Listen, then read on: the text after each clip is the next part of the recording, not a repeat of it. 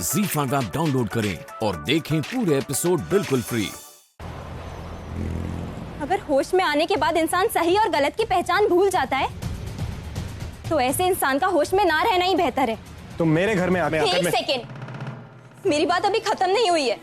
आपको कुछ भी याद नहीं है ना? मैं आपको बताती हूँ कि क्या हुआ था। आपके भाई रौनक ने मेरे संगीत में आकर मेरा रेप किया था।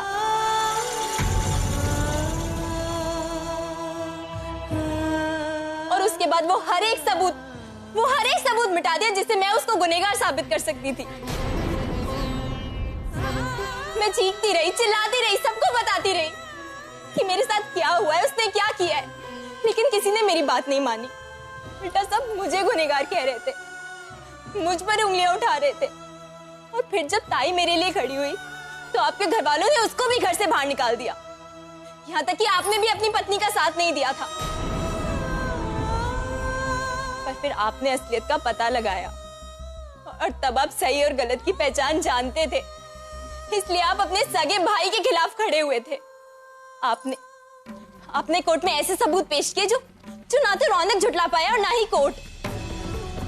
वो केस जो हम हार चुके थे, आपने आकर उस केस का रुख पलटा था और उसके बाद रौनक को 7 साल की सजा हुई थी। तो इसलिए अगर आपको ऐसा लगता है कि मेरी ताई रिस्पॉन्सिबल है उसके जेल जाने के पीछे, तो ऐसा बिल्कुल नहीं है। आपकी वजह से आपका भाई जेल के अंदर है, क्योंकि उसने ये हरकत की थी। उसी ने मेरा रेप किया था। Shut up! Just shut up! मेरा भाई ऐसी घिनौनी हरकत नहीं कर सकता। ये कर मर कर। तुम्हारे भाई ने ये घिनौनी हरकत की है।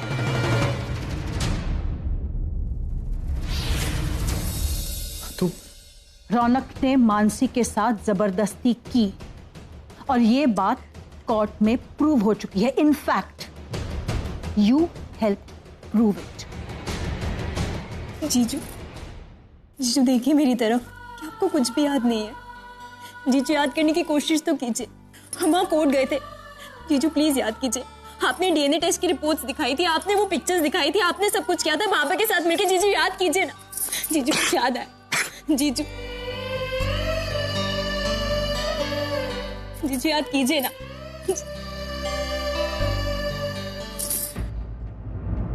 कुछ भी याद नहीं है ना आपको? लेकिन एक बात आप कान खोलकर सुन लीजिए। मेरी बहन को आपने इस घर से निकालकर बहुत बड़ी गलती की है। बहुत पछताएंगे आप। क्या कुछ नहीं किया ताई ने आपके लिए और इस घर के लिए। पर आज शायद आपको इस बात का अंदाजा नहीं है कि आपने क्या खोया है। पर जिस दिन आपको इस बात का एहसास होगा, चाहकर भी मेरी ताई आपकी जिंदगी में वापस नहीं आएगी। जानते क्या है आप उसके बारे में? सब भूल चुके हैं ना? आज तक जब से उसने जन्म लिया है तब से सिर्फ हमारे लिए जीती आई है। कभी मेरे लिए, कभी प्रशांत के लिए, कभी सोनू प्रणव के लिए। और उसको आप सेल्फिश कहते हैं। सेल्फिश तो वो लोग होते हैं जो काम निकल जाने के बाद एहसान करने वालों को भूल जाते हैं, जो आप हैं। पर अभी मुझे आप पे गुस्सा नहीं आ रहा, बल्कि तरस आ रही है कि कितने बदनसीब हैं आप कि आपकी जिंदगी में मेरी ताई है ही नहीं।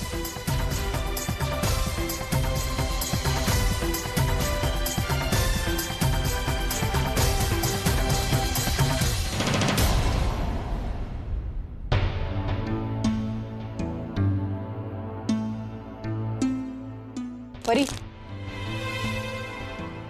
इधर आ।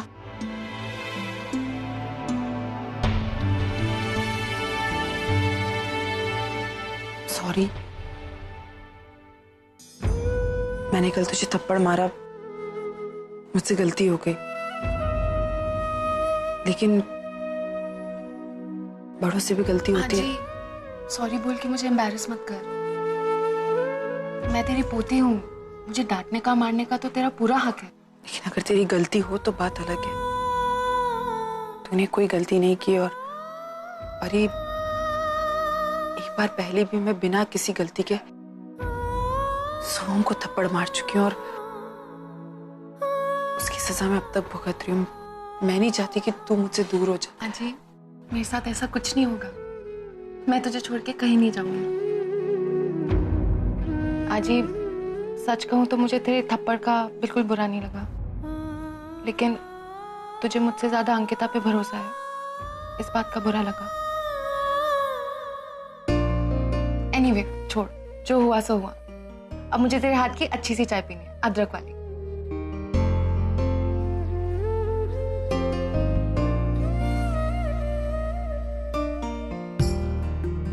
बनाती हूँ। रुको, तुम सब कुछ जानती थी ना? पता था तुम्हें कि सच्चाई क्या है, फिर भी मुझसे सच छुपाया, झूठ बोला मुझे। अगर तुम आज मेरे सामने यहां खड़ी हो तो सिर्फ उसकी दो वजह है, कि तुम एक लड़की हो और बदकिस्मती से मेरे भाई की बीवी, जो अब मेरे लिए मर चुका है। जिंदगी में पहली बार बिना कुछ जाने बिना कुछ सोचे मैंने कोई फैसला लिया, क्योंकि मुझे अपनों पे विश्वास था। लेकिन गलती सिर्फ मेरी है कि मैंने ऐसा किया। नरेन, एवढी काळजी करू नकोस। अंकिता खूप चांगली मुलगी है, उसका दिल बहुत बड़ा है। उससे बात करो, माफी मांगो उससे, वो तुम्हें जरूर माफ कर देगी। और हाँ, उसे कहना कि वो दोबारा ऑफिस आना शुरू कर दे। ओके? जी तो माय गॉड, ये ताई थी ना। मैं अंकिता को नरेन से दूर रखना चाहती हूँ और ये इसकी तरफदारी कर रही हूँ। गलती की है तो माफी तो मांगनी पड़ेगी।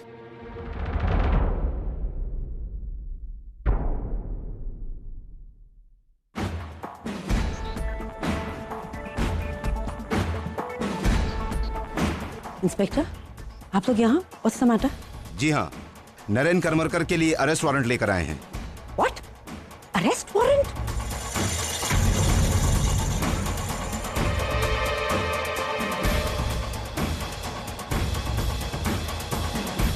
ग्लोबल मैन्युफैक्चरिंग कंपनी आप ही की है ना? जी। उसमें मेजर फाइनेंशियल फ्रॉड्स हुए हैं। वहां के शेयर होल्डर्स ने और पार्टनर्स ने आपके खिलाफ शिकायत दर्ज की है। आपको हमारे साथ चलना होगा। हवलदार, आप ऐसा नहीं कर सकते। आप क्या कह रहे हैं? मेरा बेटा और फ्रॉड? ये हो ही नहीं सकता, कोई गलतफहमी है। Stop this now. Madam please हमें अपनी कार्रवाई करने दीजिए। आप मेरे बेटे को ऐसे नहीं ले जा सकते इंस्पेक्टर साहब। देखिए, कानून की कार्रवाई में आप इंटरफेयर मत कीजिए, वरना मुझे मजबूरन आपके खिलाफ भी कार्रवाई करनी होगी। इंस्पेक्टर। नरेन, डोंट वरी, मैं अभी शेखर को लेकर पुलिस स्टेशन पहुंचती हूँ। Just don't worry, okay? चलिए। रहने दो, आइए।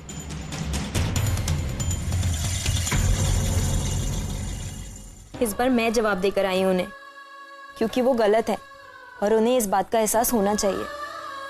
ताई तू बिल्कुल चिंता मत कर, मैं तेरे साथ कभी कुछ गलत नहीं होने दूंगी, चाहे कुछ भी हो जाए। हाँ अंकिता, हम तुम्हारे साथ, हम तुम्हारी हेल्प करेंगे। आई नो ये तुम्हारे लिए बहुत टफ फेज है, बट ट्रस्ट मी, सच्चाई की जीत होती है। मैं तेरे लिए चाय लेकर आती हूँ।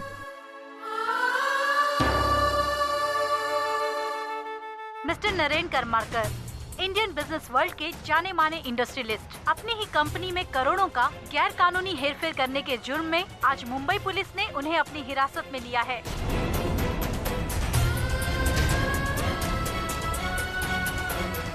पुलिस का कहना है कि मिस्टर नरेन करमरकर ने पनवेल में बनी उनकी कंपनी ग्लोबल मैन्युफैक्चरर में लगाए उनके पार्टनर्स और उनके कॉमन इन्वेस्टर्स के पैसों का गबन किया है। ग्लोबल मैन्युफैक्चर, ये कंपनी मेरे नाम पे है और नरेन से जेल में।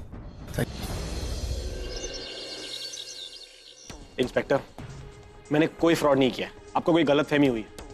आप पता नहीं मुझे यहाँ क्यों लेके आ गए। आप नरेन करमरकर हैं, इसीलिए मैंने आपको यहाँ बिठाया है, नहीं तो आपको कब का अंदर डाल दिया होता। Don't try and intimidate me, inspector. आप जानते हैं कि मैं कौन हूँ। आप अपनी जबान को लगाम दीजिए। Okay, I am sorry inspector, I am sorry.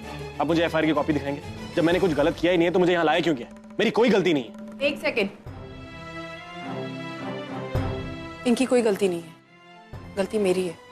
आप कौन है? मिसेस नरेन करमरकर, मैं इनकी पत्नी हूँ और जिस कंपनी में फ्रॉड हुआ है वो कंपनी मेरे नाम पर है, इसलिए प्लीज इन्हें अरेस्ट मत कीजिए, मुझे कर लीजिए। क्या सबूत है कि ये कंपनी आपकी है? शेखर एक please। मिनट एक मिनट। Z5 ऐप डाउनलोड करें और देखें सारे एपिसोड्स बिल्कुल फ्री।